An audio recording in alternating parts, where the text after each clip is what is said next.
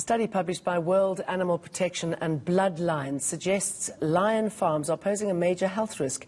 Researchers have identified bacteria, parasites and viruses affecting lions, which can be passed on to other animals and to humans. For more on this, we're joined by Wildlife Campaigns Manager Edith Kabesiime from Kampala in Uganda. Very good morning to you. Tell us more about your findings when it comes to the health of lions.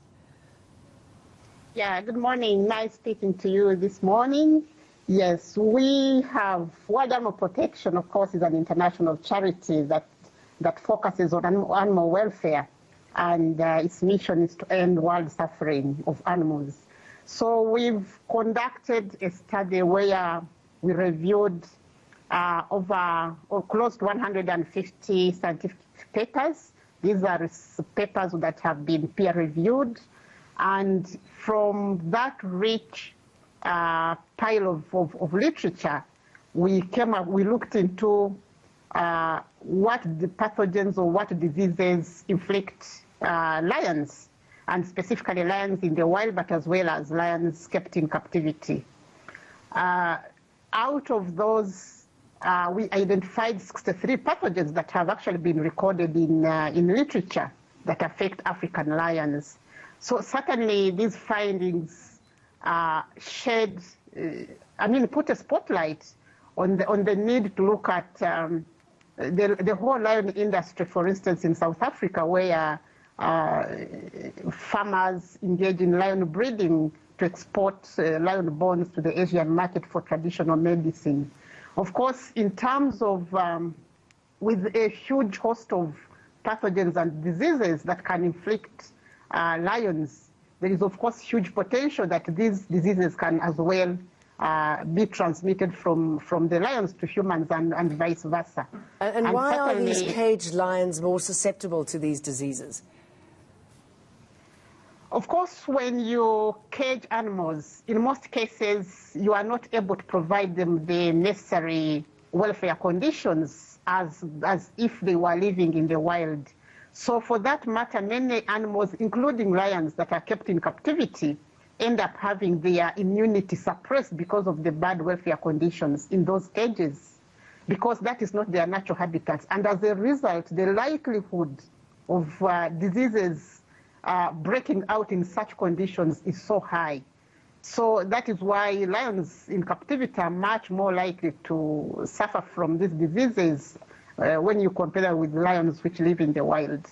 How hard will it be with this information that you have now to convince these farms, these owners of caged animals, to stop doing what they are doing, to try and limit the sort of trade that we're seeing happening at the moment when it comes to their bones? Yeah, of course, it's a very huge challenge, I must admit, because this is an industry that has emerged and kind of ballooned in the last 1 decade. That was after South Africa specifically was allowed by the CITES to trade in lion bones. So many farmers have invested in this industry, and they will do all it takes to protect this industry, even when they know that the industry is a hazard both to humans but also to animals. But of course, it's a responsibility of the South African government to take the bull by its horns and address this humongous industry. I mean, sadly, when it comes to the environment and when it comes to animals, we're a little bit slow off the mark when it comes to tackling that sort of thing. You know, you'd think that we would have learnt, because of what we're seeing now under the pandemic, eating animals that we shouldn't be eating, that this sort of thing could lead to another pandemic, and it could be a lot worse until we tackle our relationship with animals. That is very true. I'm not sure we have learned, because we are aware that South Africa currently is at the verge of pronouncing itself on a new lion bone quota, which will of course give a green light to farmers to continue exporting lion bones, especially to the Asian market. As you might be aware, last year there was a High Court ruling that nullified the lion export bond quotas that were set for 2017 and 2018. So currently, South Africa is not allowed to export bonds, but we know the high-level panel that has been reviewing this industry is almost at the verge of releasing its recommendation to the Minister of Environment.